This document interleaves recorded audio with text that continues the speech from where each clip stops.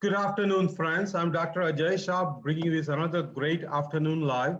Today, actually, I have a great guest bringing something new to medical field. So I'm very excited to talk to our guest. Let me give you a quick page update. As you all know, we have more than 100,000 followers now. We have started this doing daily, almost 3, 4 times, 5 times a week, daily healthy cooking recipes with my wife, Jay Shri. So that's been on our Facebook page, one of the most important aspects. They all are on YouTube too now. We are also on Instagram, so please reach out to our Instagram account. And definitely, we are working together. We are educating each other. We are learning together. We are motivating each other, and that's a way. That's the best way to stay healthy. Work together. So again, that's my sincere uh, pledge to all of you that we will work together and we'll try best to make you healthy. Let me bring our today's guest. Today's guest is Dr. Deepti Mundkr. She's actually in California. So let's welcome Deepti. Welcome, Dr. Mundkr. Hi, hello everyone. Thank you for having me here, Dr. Ajay Shah. Thank you. So let's start with simple question. Where do you live and what kind of physician are you? So I live in San Diego, California. I'm an internal medicine physician, so I can function as a primary care physician for all adult patients, starting 18 years of age to as long as you live. Nice, nice. So I want to cover first our 6 pillars of healthy lifestyle, and then we will talk about your practice. I'm really interested in talking about your practice, but for the average audience, for a common person, I want to make sure that we cover all the 6 pillars. So let's start with your views on what is healthy eating comparing to the standard American diet or SAD diet. Absolutely, Dr. Shah. So I feel like the easiest food that we have access to is usually fast food, or you just have a busy lifestyle these days that you end up just picking up what you get on the go, which might not always be healthy, which is the case. So right now, I'm a big fan of and propose usually the whole food plant-based diet, because in that we try to avoid processed foods. We try to avoid too much animal products, which are known to have not a very good effect on our health anyway. So plants, you can even have a garden of your own in your house or in your home and still be able to actually get the best nutrition without having to spend too much. Tomatoes and capsicum, things that you can actually grow by yourself. So as long as we try to stay away from processed foods and fast food and junk food, we probably don't have to follow any strict diets that take so much of our time and effort and even expensive at times, and are hard to maintain. So whole food plant-based seems like it's more of a lifestyle, and we can just continue doing it forever. Yeah. What is your opinion on oil? Because many of the Indian cooking involves oil, even many American cooking involves oil. Yes. Do you think oil is even necessary in our diet? You bring a good point. Now these days with the air fryers, I don't know what your opinion is about that, but we barely put any oil in it. And even if you really want to have oil, you can still limit how much you use, because then again, it's what you do every day that matters in your future. It's not something where you can say you really feel like you want to use oil. You could still do it with a minimal amount and using maybe an air fryer. It's still I think just I the agree same. with you. I think in our house, oil hasn't been used for 2 months, 3 months Wow. almost. We were using always less oil, but now oil is zero.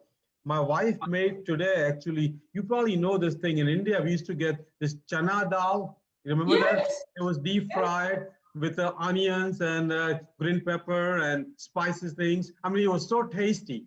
And today she made the same chana dal. We have an air fryer. I forgot the name of the company, but it almost looks like it's an oven. So it's a great air fryer. You can just put it in and be done in 15, 17 minutes, and it comes out Exactly. as if it was fried. And she used zero oil, and it's That's very, awesome. very crunchy. And I mean, it feels like the perfect crunchy food. So I agree. That's awesome.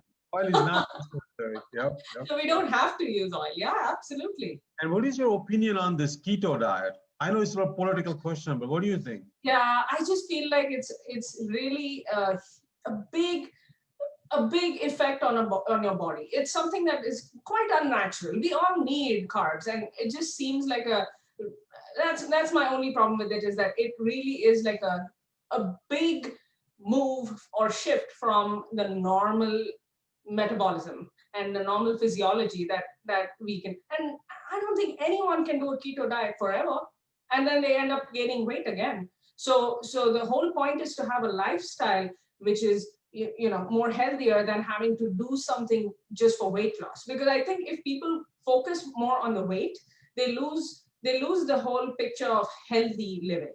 They might still have heart attacks, still have strokes if they gain that weight back again. So having that sustained change in your health is probably from more natural metabolism, using the carbs that you need, just in terms of healthier foods that can give you the same carbs. No, that's an excellent point. I think if you know that the blue zone people, their diet is 70-80% carb, and carb is more natural way of getting energy. And keto diet, like you said, is not sustainable. Plus, weight loss is not number one goal. Weight loss should be a byproduct of getting healthier. If a person starts smoking, they will lose weight, but that's not the healthy way to lose weight. So I think that's a great point. I mean, weight loss is not the goal. Goal is to be healthier. I think weight loss will happen as you get healthier, but weight loss is not. See, with keto people, they forget the point. The weight loss is not number one goal. Number one goal is to be healthier. So exactly. Yeah, that brings my next pillar, and that's a physical activity. What do you think in terms of physical activity or movement, they call it, with this COVID-19 and everything else? What are your recommendations, and how a person can get enough physical activity in a day right now? Absolutely. So with all the new research that is coming out, there's no need to be a big weekend warrior where you do a lot of gym and like really do weights and like bodybuilding.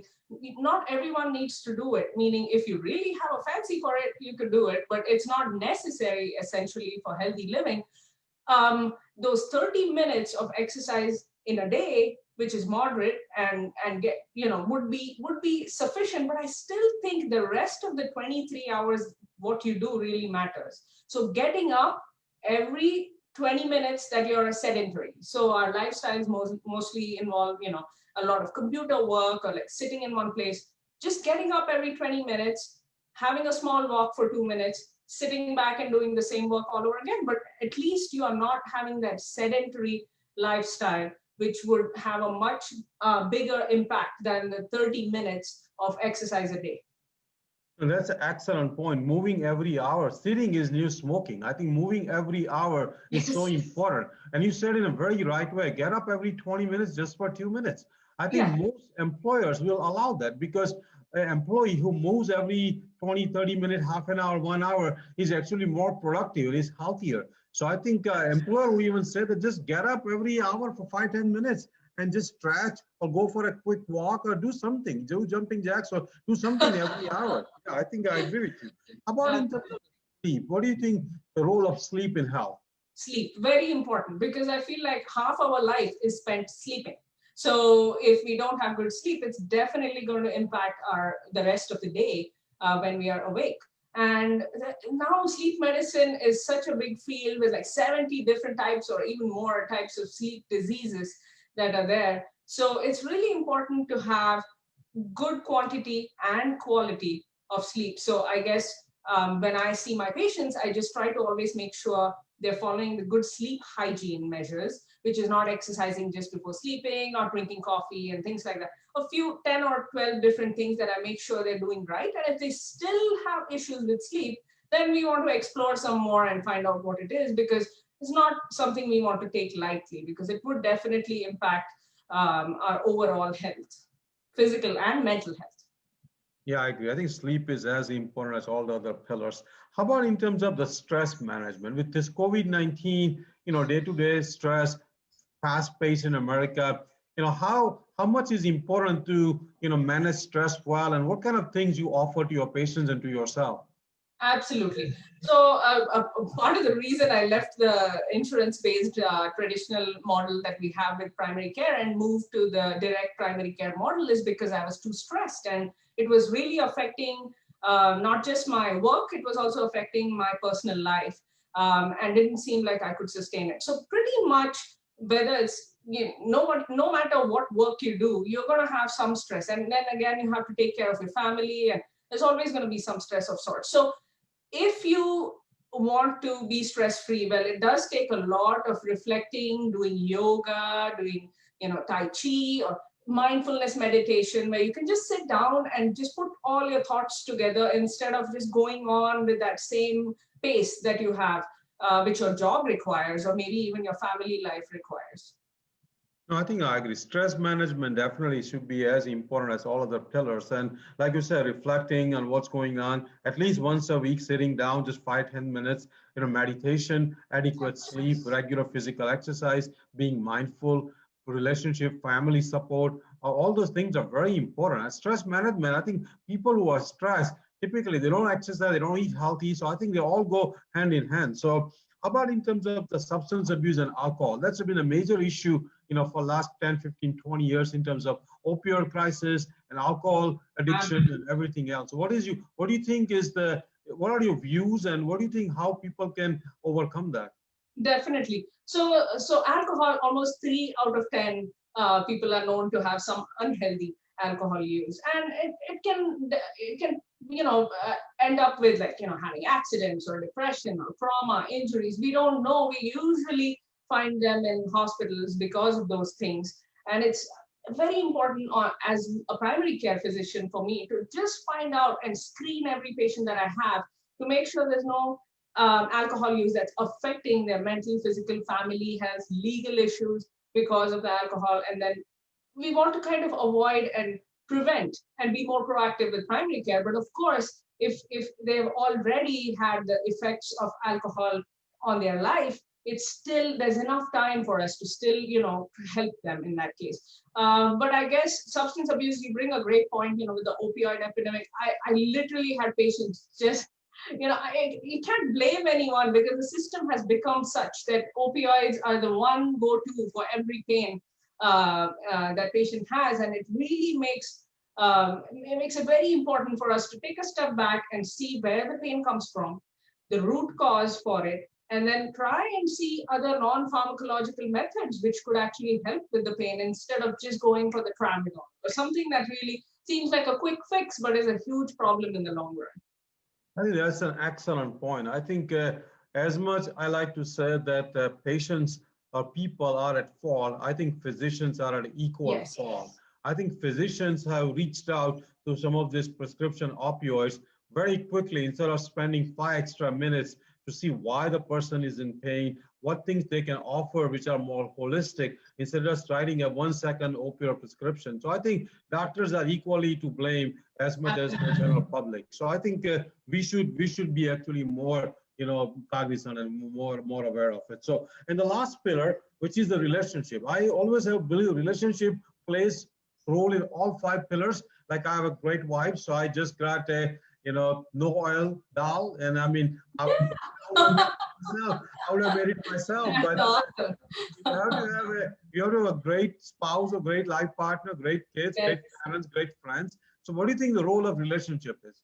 Huge, very huge. I feel like once we have good relationships around us, may it be friends or family or work, we actually get empowered to do a lot of things. Like, for example, I feel like I'm connected not just with my family and friends and my own husband, but I feel like I'm connected with the DPC docs group at such a level that I was able to set up my practice from scratch. I've never had a practice of my own. And within a month, I could like get everything in line. And what a great relationship to have with a group of people who empower you. So I guess if we have had relationships, not everything may go the same way. Sometimes you have rocky times with every relationship, but it's important to just take a step back, think about, wait, is this going well for me and the person I'm having a relationship with? Is this going well? If it doesn't seem positive, then there might be some counseling needed or some therapy needed, that it could be fixed, definitely. Yeah, no, I think, one thing I must say, Dr. Mundkr, that listening to 6 pillars from you automatically tells me that you would be a great DPC physician. Thank you so much. No, I think because when it comes down to DPC, patients are coming with a lot of hope, a lot of expectations, a lot of hand holding, a lot of coaching, a lot of spending extra time, a lot of knowledge about lifestyle. And all those things, to be honest with you, is not taught to an average physician. So a physician has to go out and learn some of these lifestyle, things. Definitely. My opinion, DPC requires more lifestyle training than any other physician, because traditional medicine, you can keep pushing the pills, but in DPC, because they are paying you a fixed amount, staying healthy for them and for you to keep them healthy, so they come less and see you, because if they're going to see you every day, then you're not going to be sustaining thousands of patients in your practice. So I think it's your interest to keep them healthy. Obviously, it's good for them to be healthy, and it's a win-win situation. And that's where I think the knowledge what you got is pretty exceptional. I'm very proud of you, very Oh, impressed. thank you, Dr. Shah. And like you said, it aligns very well with my incentive of keeping them healthy, so I can see more patients on my panel because they won't need me as much each patient. And I guess yeah, the insurance-based system just does not allow it right now. So tell us, when did you start this direct primary care model practice, and how did you start? Like what basic legwork you had to do, whatever you can share with us. Sure, absolutely.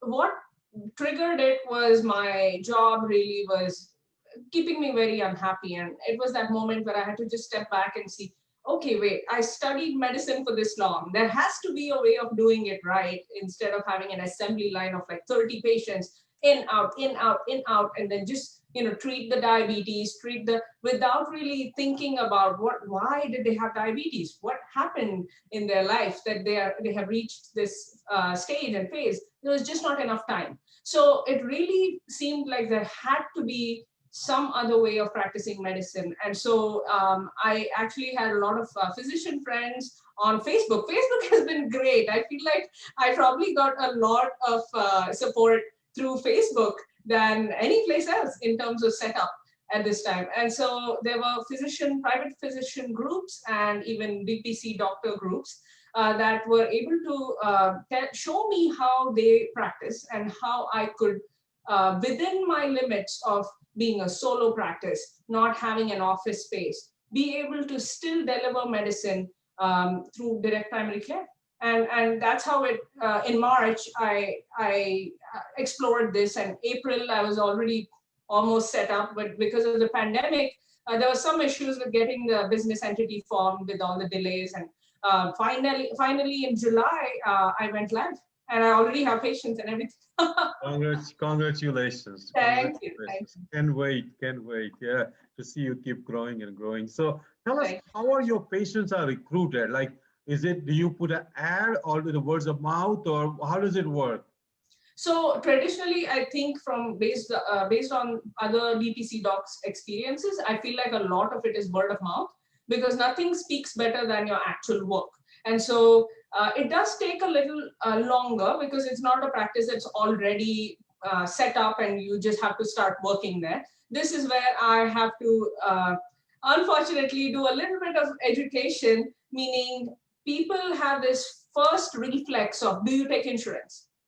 And that really can go, the whole conversation can go downhill if you say, no, I don't take insurance, and then they say, bye-bye, I'm gonna go find somebody else. And so for people to start, and it's not their fault, it's just the system has become such that a doctor's work is supposed to be, for some reason, covered by insurance, always. And then we have seen in the real life situation how insurance system is not able to give them enough time, not able to give them appointments right away, has so many call centers and assistants that they have to talk to before they finally speak with the doctor, which just ruins their experience. And not just that, they end up going to the ER or going to the urgent care most of the times and get a new doctor every time. So no one has any idea what's going on with their health, because it's different doctors each time. So I guess what I'm trying to say is, it really is a difficult conversation when you have a patient who's never heard of direct primary care. I have a friend who is practicing DPC in San Diego, but is retiring at this time. He's a physician who's been practicing for more than 4 years. And so because he's retiring, those patients are coming over to me, and you'll be surprised, I don't even have to convince them, because they've been with him for 4 years. They just want to never go back to the insurance-based system. But if it's new patients, I usually give them time. I tell them, you know what, ask me as many questions. I'm no pressure, take your time. I'm always here. If you feel like you want to try out because you want appointment sooner, feel free. And then I don't even have to do any explaining anymore or recruiting. But ads, I don't know if ads are going to be helpful as much for me right now. I did spend a bit on Facebook ads. Not so much. In fact, I felt like more of the networking locally has helped. Definitely. Nice. So when it comes down to patients, obviously they're going to be paying you. So have you signed up with a company to collect the payment, or do you collect the payment yourself? So the best part about this, because I didn't have to want to deal with all these different billers and coders and schedulers, the best thing is that I use a medical record system that is made for DPC doctors. I don't want to, seem like I'm advertising them, but I just want to let you know that DPC does allow for such EMRs. This whole system allows for EMRs where they can do billing and scheduling just as a recurrent subscription through the medical record system. So I pay a fixed amount every month, and I don't have to, around $300, $400 most EMRs per month, and I don't have to worry about billing separately. So I think so what I've heard so far, that's probably a lot less than some of those concierge practice where they take certain percentage out of your total gross revenue per year. So this is much more cost-effective program. I think this is something good. I ask you because a lot of the physicians are thinking of doing this concierge versus the DPC, and looks like the DPC with the EMR, which is made for DPC, built through the EMR itself. I think that to me is much more cost-effective and probably easier approach too, because that way you're not putting a middleman. And if a patient is having some financial issue, you can say, okay, you cannot pay for 1 month. Well, it's up to you. Versus if you are signing with a company, and company has their own rules, what they can forgive or what they cannot forgive. So I think I like the way you have done it. So that's very, very good. So let's go to the next question.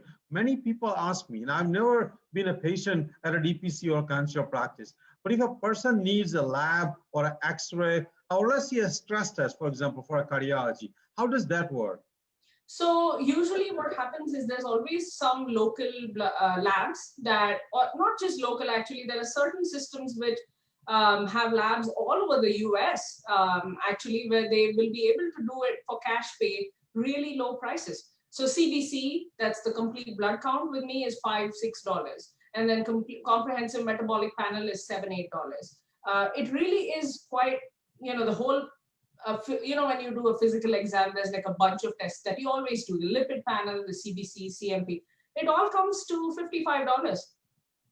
And so it's crazy how we end up wanting to use insurance for something that's so reasonable. And then insurance, you need to use insurance for hospitalizations, surgeries, specialists. You always need some sort of health insurance in the background, but you don't need insurance for everything, because it would just end up being more expensive with even such labs. I know someone who had a $3,000 bill for such labs, and that's ridiculous. So let me learn from you again. So if a patient wants to come and see you, that patient would maintain an insurance with a high deductible, insurance for the hospitalization, insurance for example, echocardiogram or a CAT scan or MRI, but he or she would pay you this monthly fee and then keep the high deductible. And by saving the money, by taking the high deductible plan, that saving, they can use it to pay you on a monthly base and can actually get a better care without even getting any loss on the total cost to themselves. So I think I like this model. So please explain. Did I say it right?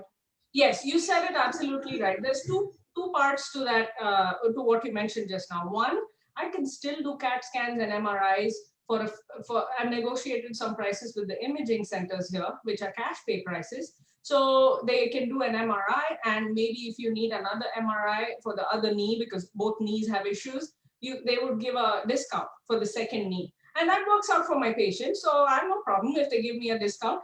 The thing though is, insurance, asking insurance to pay for those MRIs not often works out, even though it's a little more expensive. I have had patients where they would rather just get the result because it's obviously on exam showing signs of something that's torn. So it's either medial meniscus tear or a ligament tear, and insurance is, how they do. They'll say, oh, you need physical therapy for 4 weeks. And then if you miss one session, they'll say, okay, wait, now you missed that session, so we won't cover your MRI. So I have an option for them. If they want to pay for $400 or something dollars, they should be able to get an MRI too. So it's actually way more useful to have this membership because it also covers the imaging part to some extent.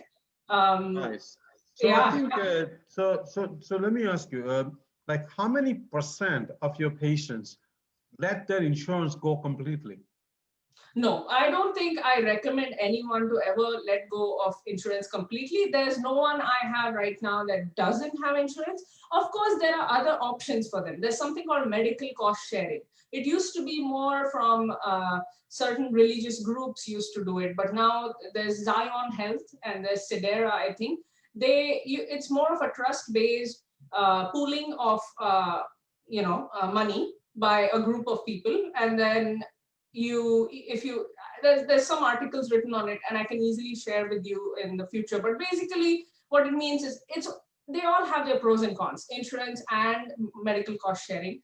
But it's worth checking them out before committing to one thing versus the other.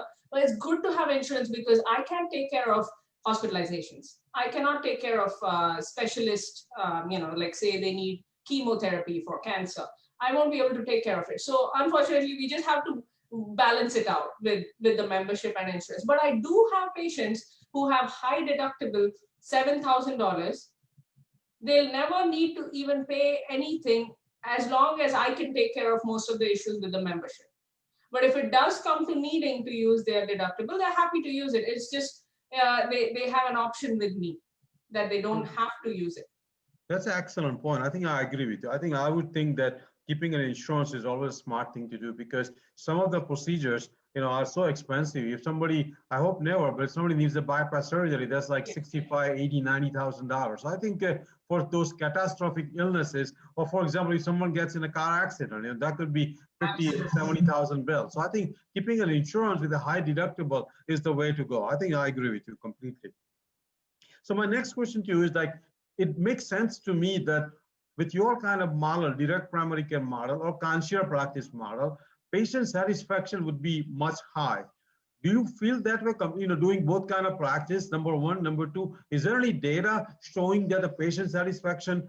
And next question would be, patient outcomes are better when a person signs up with the DPC? Yes, absolutely. I think the data part, I'll have to get back to you, but I know with my own experience that frankly, with just 1 or 2 visits, they're really happy. They don't have to speak with any other person. It's always the doctor. The doctor is available by text, by email. Or when they call me, they say, can I speak with Dr. Deepti? And I say, no, this is Dr. Deepti speaking. And they're shocked. Wait, the doctor is free to talk to me? Yeah, no, it's just amazing where I feel the reciprocation, where they value it. And then they don't talk about the insurance and the money as much, because then they know, okay, wait, the doctor is actually spending this much time to talk to me, and it's $150 for one-time visit for visiting parents that I'm doing right now because they're stuck with the pandemic. I know my model is membership, but I don't want uninsured parents who are stuck here to not have any access to healthcare. So I have a few $150, but for the most part, I'm a membership model, and they don't mind paying $75 if they can unlimited text me. Yeah. No, I think I like the model. I think one day I'll look into that myself too. I don't think many specialists are doing it yet, but I think one day that will start coming too. So I think let me ask you an important question. When you are available 24/7 with text, with phone calls, with emails, do you think that has a higher chance of burning out, or do you think if anything, most patients don't abuse their privilege and you actually end up having less headache from insurance and billing and paperwork and this and that? So which one is better for your own health?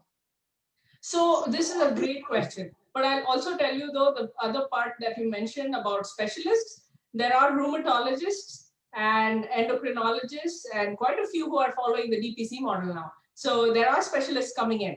And then with this question that you asked me now, yes, absolutely. I feel like we have this current situation now where you feel like I have to do everything for the patient. You feel like I'm the DPC, they're paying me $75 a month.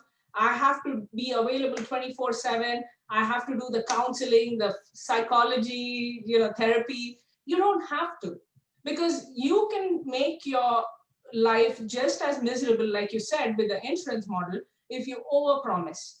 So in my case, I don't try to do psychiatric care if it's beyond mild depression, mild anxiety. I don't promise 24/7. In fact, what I say is, text me beyond my office hours if I'm free and I respond. And I have a few medical issues only that I'll take care of. I won't be able to do fracture casting and things like that because I'm internal medicine. But if I was free and I was able to send them the prescription for a UTI or pneumonia or cough, cold, anything, kidney infection, something that they could have done during the office hours, but it was unbearable and they really have to get some relief. If I'm free, I'm able to do it. So I mentioned in my agreement that this is how much I can provide for that $75 a month.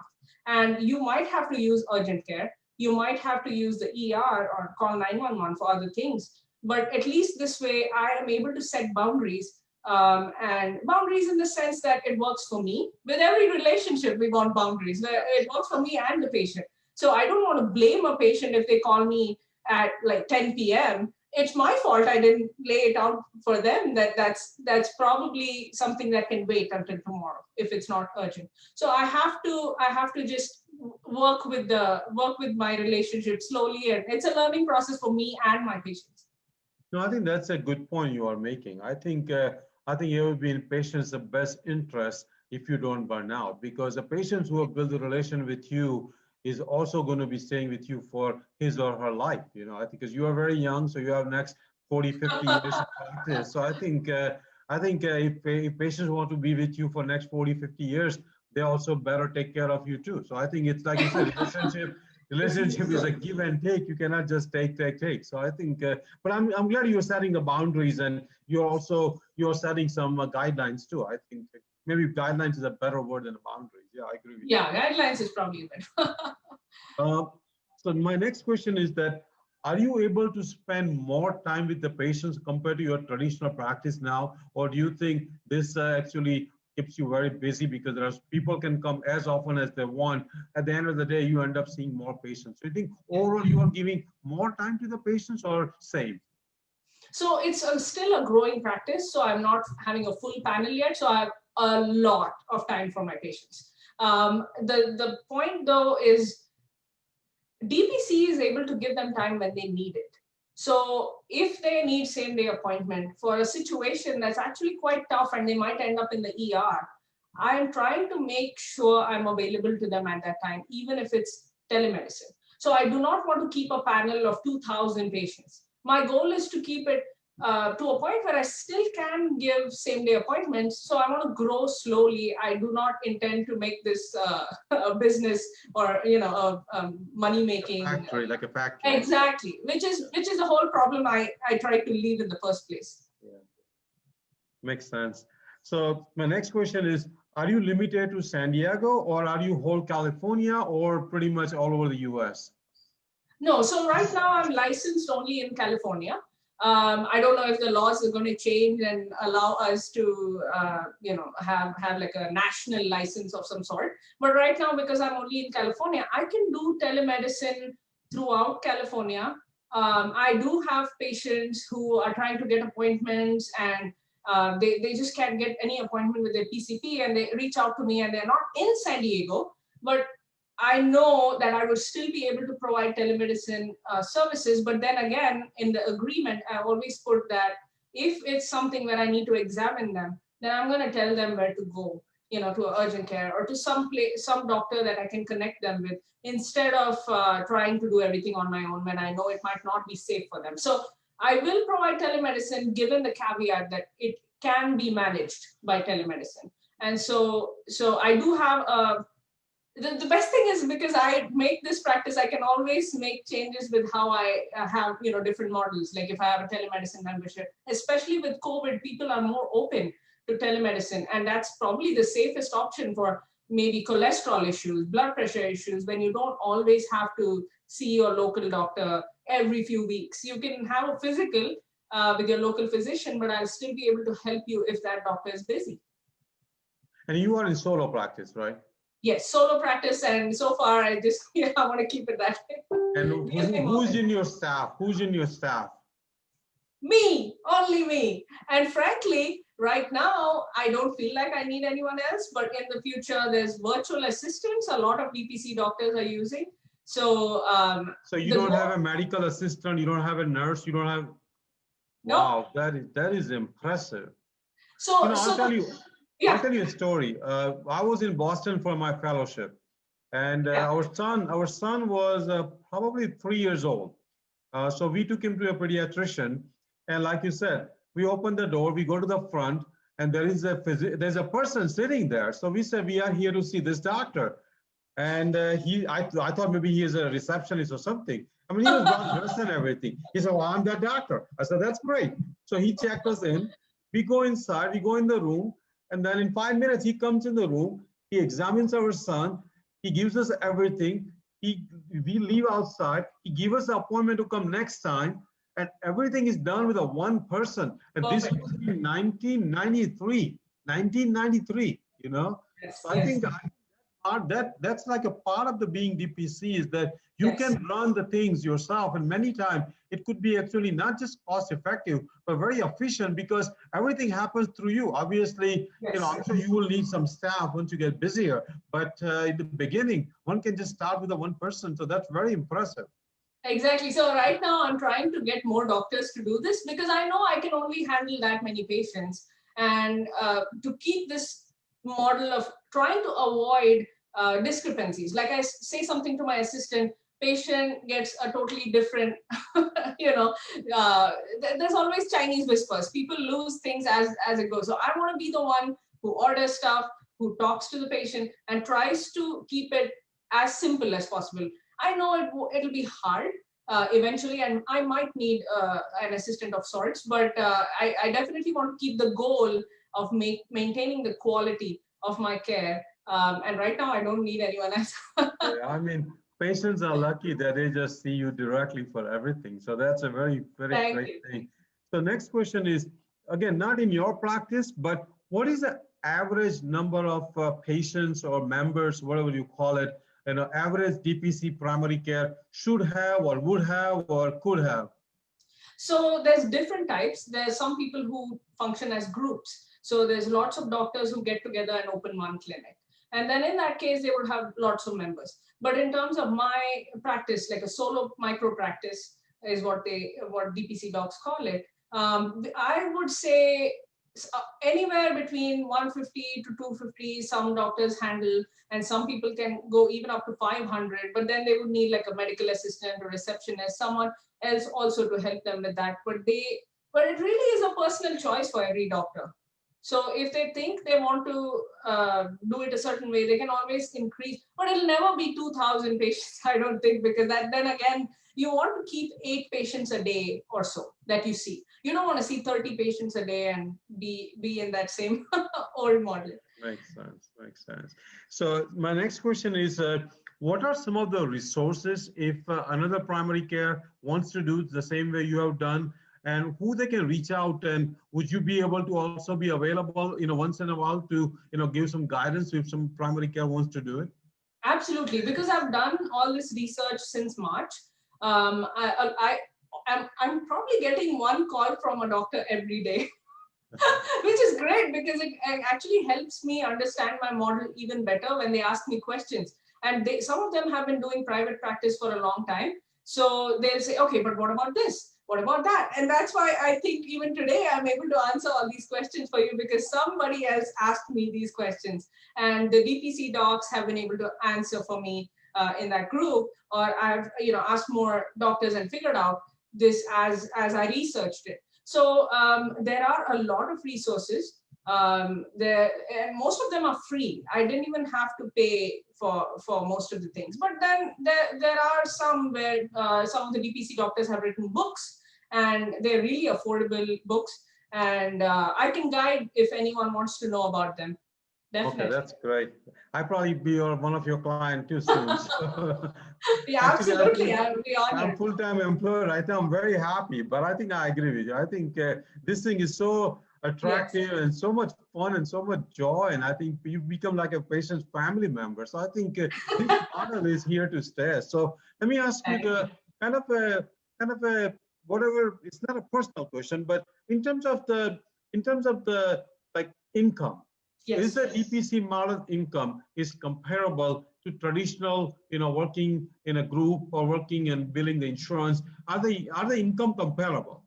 Definitely. I think there was a time before, long ago, when insurance would reimburse well, and primary care doctors were able to, in private practice, have a good income. Now they're just forced to see more patients to get that little bit reimbursement. So the whole model has become a little bit more haphazard. I still think as an employed physician, I definitely made more. But I think in a year or two, most DPC doctors can in fact go back to that employed salary that they were getting, or even more, depending on how much. But it's all about a balance of quality of life. And if so, for example, I would focus more on my overall lifestyle than the income that I make. As long as I make a sufficient amount for my family, me, and so I guess it really matters, but it's not, I don't think finance would be a reason you would go away from DPC, because I know a lot of practices have been able to do quite a bit, and so much autonomy. And then again, if you're a small business, the tax is also going to be in your favor compared to a W-2 employee. Yeah, that's an excellent point. Taxes will be, I think there will be a lot more deductions for yourself compared to if you are W-2. So I agree with you. I think, no, I think today we covered a lot of things. We covered lifestyle, we covered DPC model. Obviously, I admire you. I'm very proud of you. You are such a young person. And I mean, before we started this thing, we were just talking. I came to United States before you were born even. So this is like talking to our daughter. Our daughter is 26 years old. And our son is 31 years old. So our son was born in 90. So I'm very, very proud of you. Very impressive. And you got a big smile, big smile. So again, thank you very much.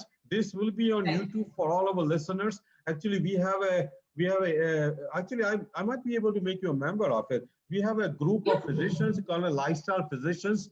And I think I'm going to put this YouTube video in that group, because a lot of people will learn from you. So the final message, Dr. Mundkr? Well, final message is that I really hope more doctors do this. I really hope more patients seek out doctors who are doing DPC, because this is the future where you get the old-fashioned relationship where the doctor would do house calls and do personalized care for you. At the same time, it's high tech where you can text them, you can email them, and get that easy access, which is very hard in these days. So I hope both doctors and patients can do this. So I won't have to work too much. Just kidding. Yeah.